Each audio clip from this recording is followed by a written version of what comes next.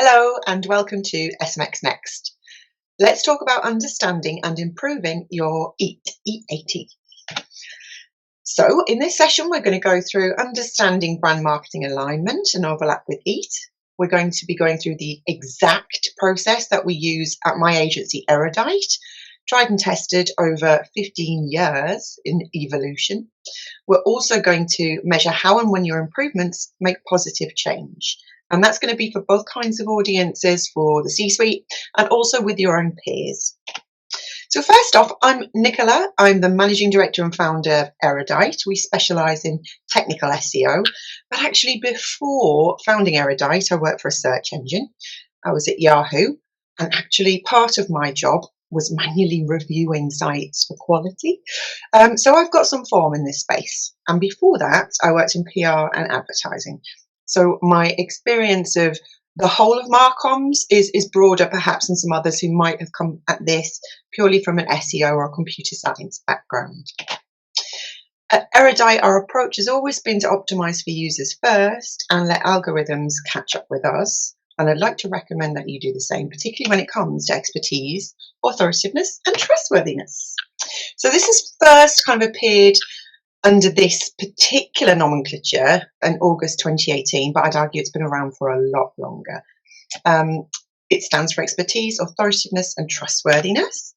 All advertising and marketing teams have an impact or can impact EAT.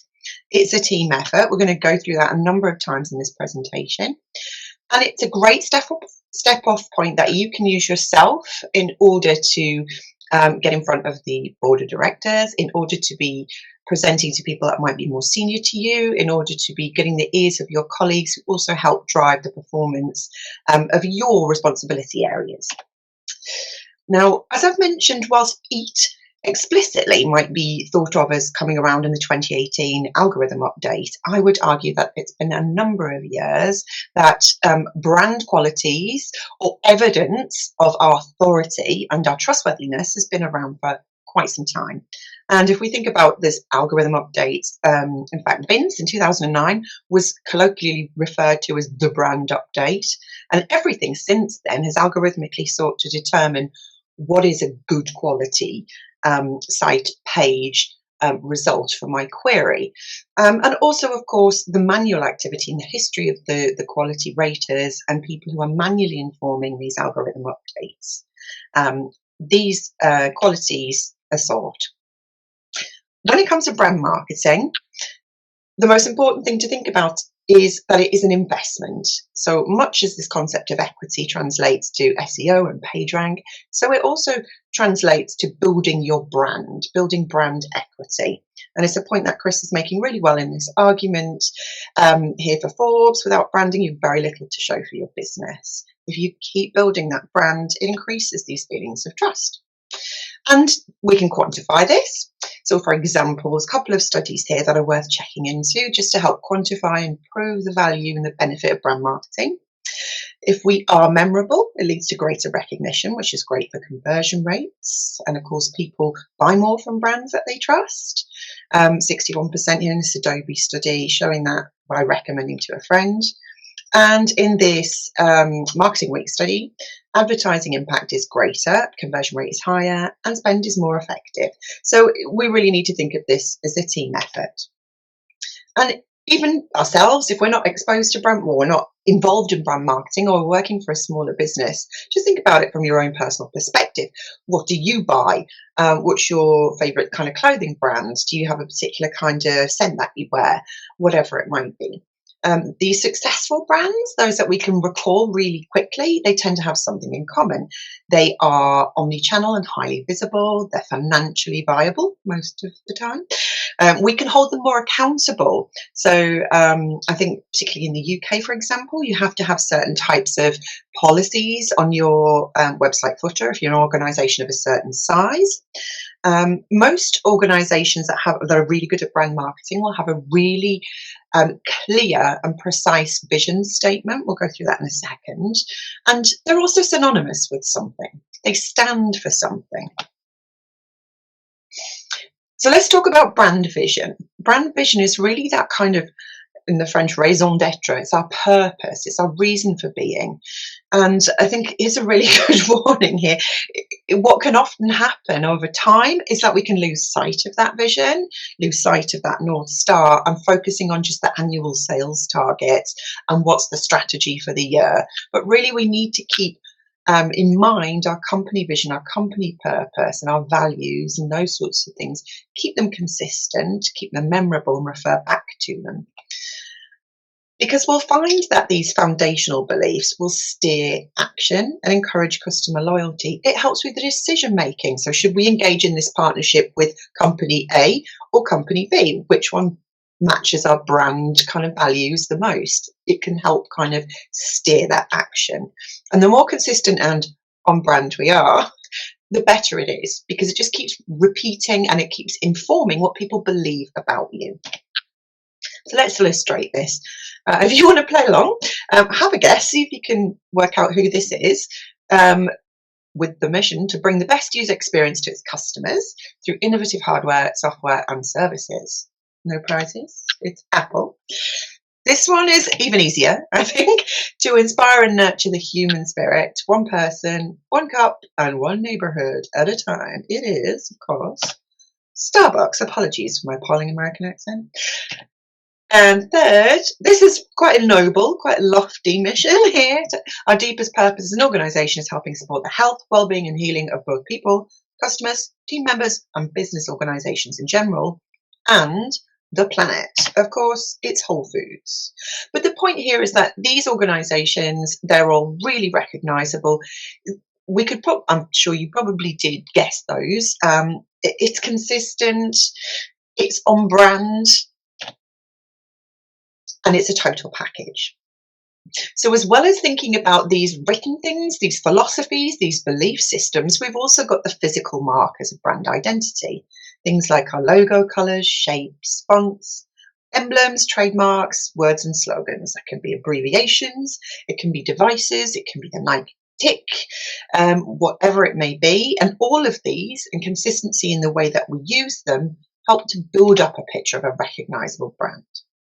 And it's not just about image, it's also about how we behave. And that rolls out into the way that we communicate. So as well as having missions and these kind of forward-looking statements, we should also have some values in the way that we communicate. So it's just thinking about how we can reframe our way of thinking so that we consistently build equity in everything that we do. And this is a really important point. Brand marketing is about building up value, building up all of these really great things that help contribute to better conversion rates, better recall, performance in all of our marketing channels. It really is a team effort. So it follows that if humans trust and value brands, then search engine algorithms are trying to determine quality brands as best for the user, best for the search engine, and best for the businesses and advertisers too. But don't worry, it does help to be big, have a really big budget, lots of teams, of course. However, you don't have to be. The most important thing when you come to brand marketing, if you're a one-man band, one-woman band, one-person band, whatever it might be, or the smallest team of 2 or 3 people, you need to be consistent with what you do and consistent with how you do it, so your message is repeated constantly. So that's the intro to brand and brand marketing, and some food for thought and things to think about when we extrapolate, and we're going to dovetail that in with expertise, authoritativeness and trustworthiness, and how we can make aspects of our site reflect these qualities and reflect these values. So let's move on and talk about that now.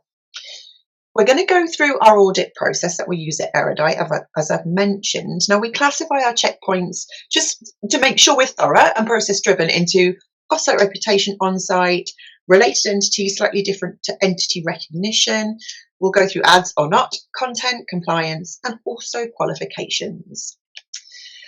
So just to give you a little snapshot of how this looks at our end, we use a kind of straightforward template process, which will work out with a weighted algorithm, which is the most important and pressing way to work, or which is the most important and pressing opportunity from an audit. And this is something that can be quite intuitive, or something that you might need to evaluate with your colleagues.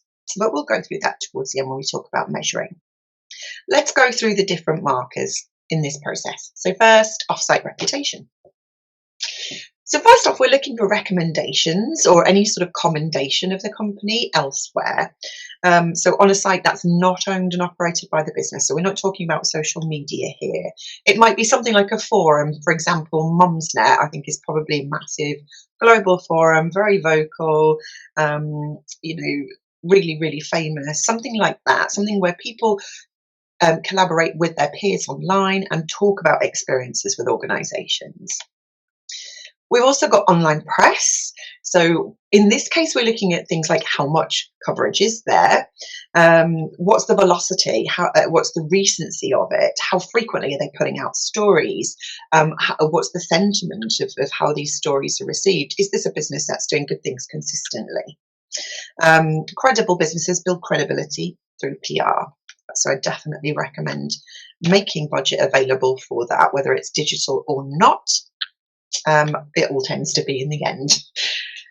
So key players, this will dovetail into entities as well when we come to talk about this later on. But here, when we're talking on site, we're really talking about how we promote people in About Us pages. We're talking about how we talk about their works, their achievements. If they have any research, any patents that they might have against their names. Who are these people? What validates them? What's their experience? What's their authority? And of course, mark that up, but we'll come back to that later. Now, third-party reviews. In this case, we are talking about the sites that you would know about. So we're looking at, the trust pilots, the TripAdvisors, people trust reviews.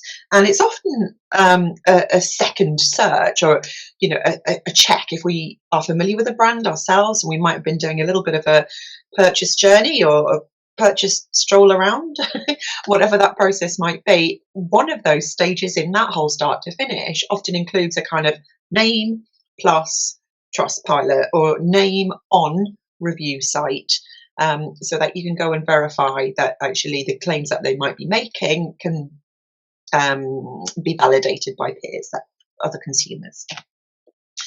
Wikipedia, it's still useful, still valid, but I think its main purpose and use for us is that Wikipedia really kind of helps to connect all related entities. It helps to trigger entity recognition. So it's signaling to Google that this thing, this organization, this startup that might have appeared yesterday, new domain, whatever it might be, if there are other references around the web to this, no matter how young it might be, it gives that additional weight to validity. It's a great place as well. We connect lots of other references and lots of other structured data as well. And again, we're going to come on to this in a little bit more detail later on. So we've also got social media. So is the business referenced by consumers and other organizations on social media? And this is all, we'll come to social media profiles where we own and operate them ourselves, or rather operate, don't own, almost like a rental agreement. In this case, we're talking about people and social chatter, I guess we might traditionally think of. So let's talk about on-site reputation. We've got things like professional bodies. So quite often our organisation leaders, our communicators might have letters after their name and all sorts of qualifications, particularly if we're doing something like selling medical equipment or offering nutritional advice, or any sort of YMYL, your money, your life sector. The information there is critical, and bad information can have really painful repercussions. So it's important that people are trustworthy and that are really qualified to be telling us what they're telling us. And we need to show that, because it's not enough that they are qualified. We need to communicate that they're qualified. We need to communicate their credentials.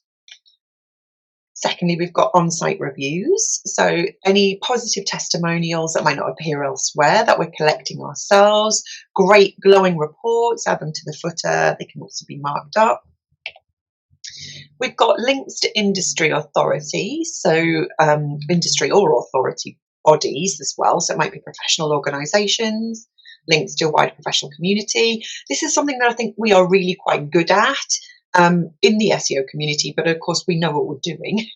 But I think translating and iterating that mindset, if you're working on clients like that, might not traditionally be SEO. There's still different professional bodies. There's still speaking circuits, conferences, organisations, scientific movements, lobbying, whatever it might be, that we can participate in and be valid members of to earn the respect of our peers. And of course, we need to reflect that by linking out, by referring to, and that will come back in kind.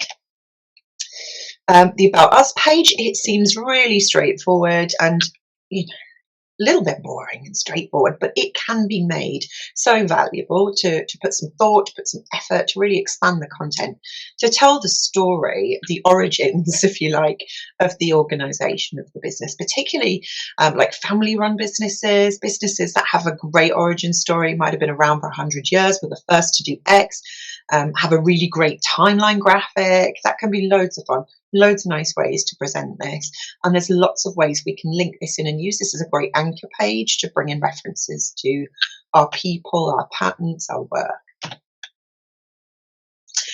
And then we have our proof signals. So whilst we might be able to state all of these things, we need to be able to validate and back it up.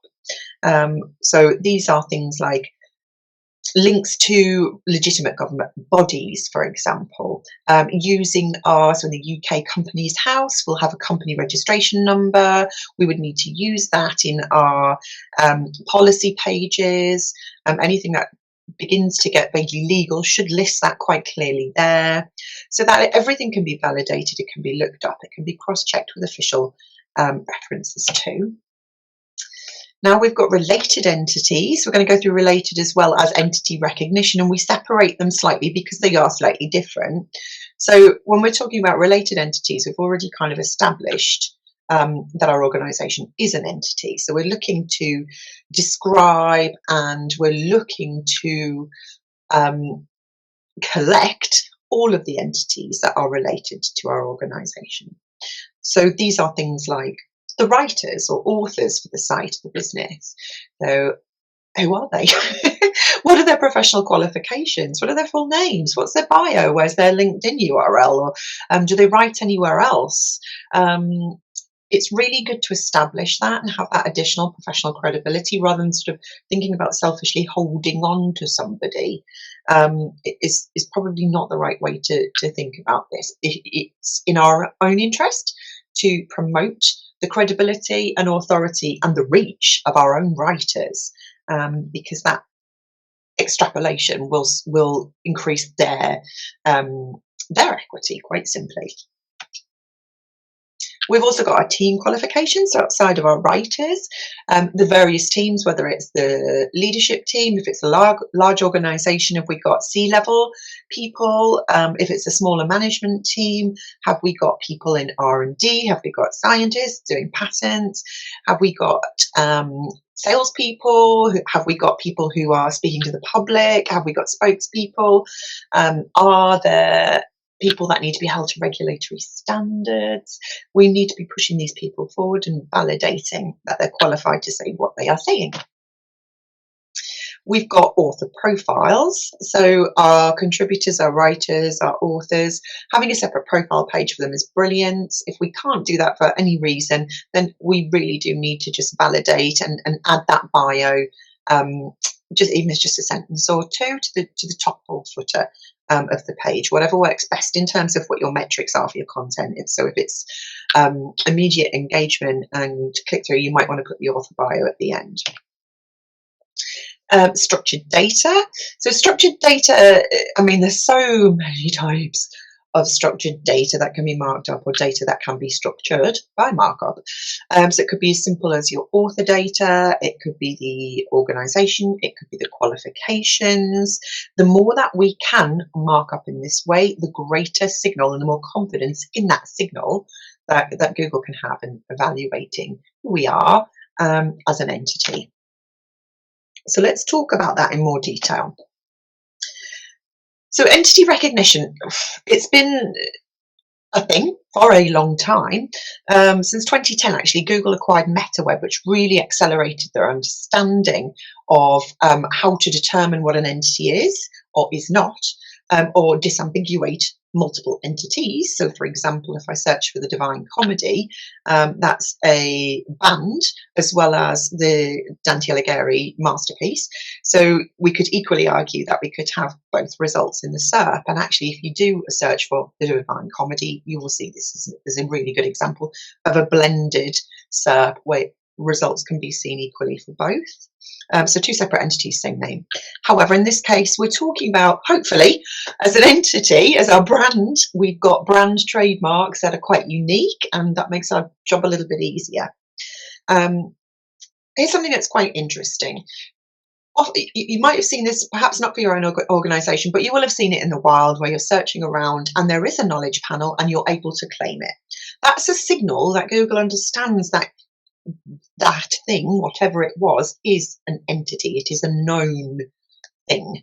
And we just need somebody to claim it. So I think that's really interesting that there's evidence. It doesn't need us to artificially kind of inform that, artificially or humanly, manually, call it what you want. There's enough signal outside of that. What we want to do is claim any of that signal that we can, if we haven't already, but also we want to harness the power of whatever it is that's triggering Google to understand we are an entity. So it's things like commonly used variants of brand name, other previous names if we've rebranded. So as many knowledge panels as we can, we need to collect them.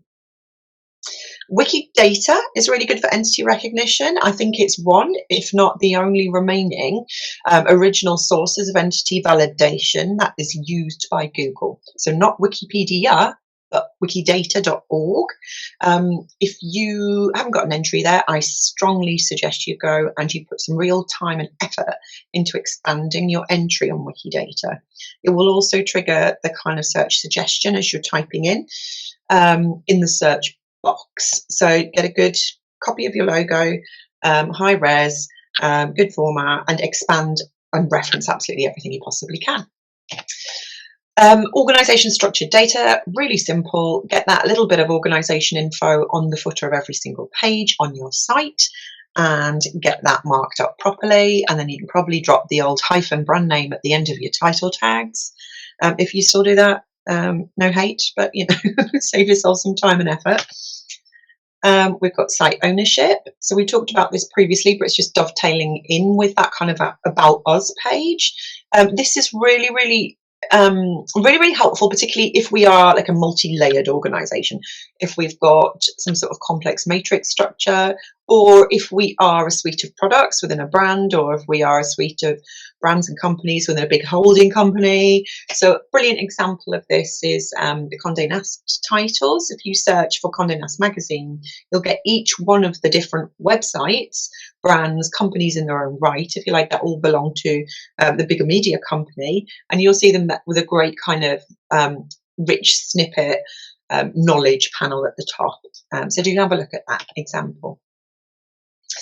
So ads, if you are employing ads as a revenue stream, if you're a content site, niche content creator, something like that, what we want to try to avoid is really obtrusive pop-ups. Are they popping straight away? Are they really hard to close? I hate them. We all hate them, don't we? You know, they're deceptively hard to close. You're only shooting yourself in the foot, really. Misleading advertising. So advertising that's masquerading as content. I have yet to have the time to really look into this, but I have some intuitions and observations around some of the more traditional media sites that were hit by helpful content seem to favour this type of nasty advertising that you see at the footer of a piece of content. Might be a line of inquiry worth following. And content. So we need to have a purpose. Does it fulfill that purpose? Does it offer some benefit? Is it useful? Is it accurate? Now, a lot of this stuff is really common sense, so I won't dwell on it for too long. This one is really quite important because, again, it gives us a sense to connect our entities together, and also structured data can be used around things like academic properties and organisations. So making sure that we've got really good references is always helpful. And readability, accessibility as well can be added into this. And of course, freshness.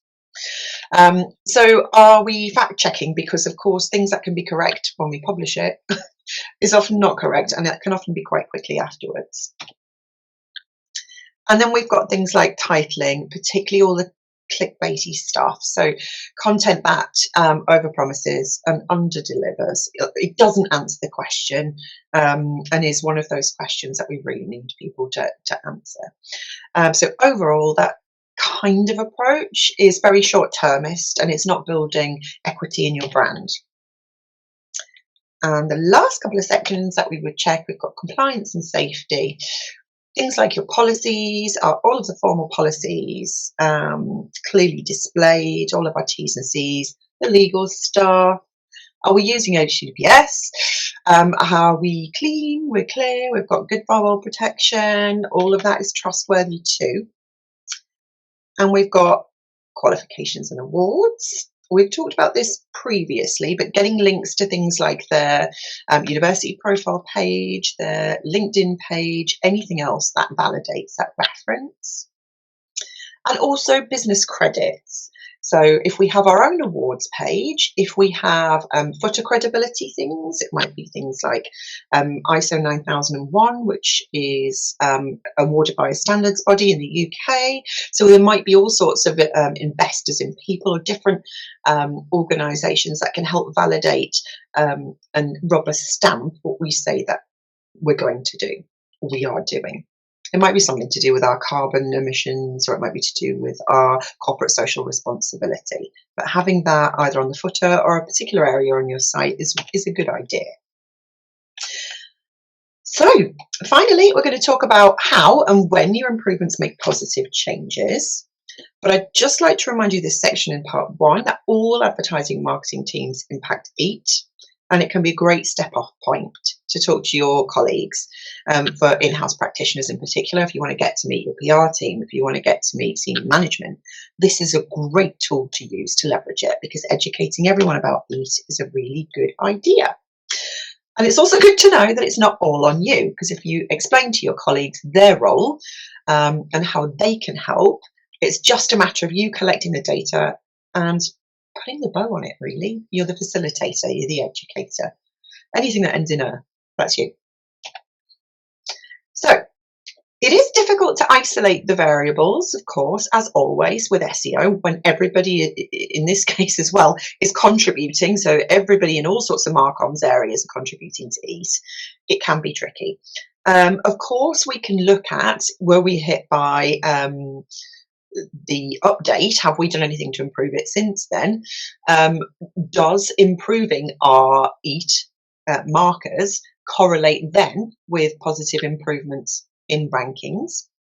We can look at those traditional metrics, but I'd like to suggest that we look at some other things too. In so far as we're going to keep on doing it until it stops working. And this is my view on science, this is my view on the scientific methods, since I think ever learning about science way back at school. But I think it's something that if we are not able to prove, we're not working in lab conditions, this has to be the way that we work. We're going to keep doing it. So every time we do it, we observe a positive improvement. We keep doing it until the improvement doesn't happen. So let's talk about brand search. Growing brand search volume is often overlooked. It is a team effort. PR and advertising are involved, but it's you, the SEO, that puts the bow on it.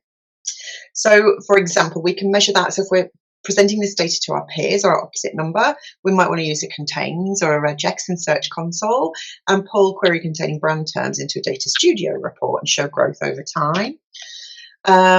This is a lovely tool that I really enjoy using called Glimpse. It's a Chrome extension. If we want something that sits in a presentation to people whose job is not SEO, but they might just want to see some charts that bring it to life for them, I'd recommend adding this Chrome extension, overlaying it on Google Trends, and that's something you can include to show progress to the C-level. We've also got SSOV, something that we use internally at Erudite, search share of voice. So building brands and brand authority does take time. Content pages are more often under our control, relatively less competitive. We can work on these a lot more. What we can do is we can measure where we might see our territory grow. So something to bear in mind, of course, that intent drives the SERP layout. So the featured snippet volatility can be really high. 1 week we've got a featured snippet and it's taking up the whole entire screen area on a mobile phone. So there can be a lot of flux around here, but it is something to just try to keep an eye on. So a good way to kind of visually map that out, we find, is to use some sort of nominal representation. So if we take snapshots at the first marker point and then we benchmark again in 6 months' time, we can just use simple kind of graphics like when we started, we had X. And now, month on month, we've increased our search share of voice to 50% on a month. So things like that, that's really tangible and it's something that anyone can work with. We've also got entity recognition and knowledge panels. So are we recognized for everything about our brand? So our brand variations, our abbreviated brand name, any products that we make, are they known as connected to us? Any trademarks we own, any of our key spokespeople, they should all be understood and connected together. So it's quite simple, really. We just want to measure and record how the SERP understands your entity as an entity. So this might be manual, and it's an on-off unless there are multiple entities and you are fighting against someone with a similar name, which is difficult. So in this case, it's things like creating and claiming a knowledge panel, plan for, communicate with and measure. And for the C-level, it's presenting and recording new knowledge panels as they appear. So again, visual presentations always work really well, I think, for people that need to take in information really quickly and they don't want to or care about the rudiments of the insides and outs of SEO. And finally, remember this, so we talked about how important it is to establish brand. We talked about how people trust brands. It is difficult to isolate and disambiguate, but remember, it is a team effort. It's not all on you. And this practice that gears your marketing to improve your EAT and to improve your brand equity, you're building lasting value. And if you make this your North Star, just like we do, then you'll be out in front of all the algo updates too. Thank you for listening. Please take a moment to rate this session, then click the green Overtime button in the Dig Deeper tab to join us for a live Q&A.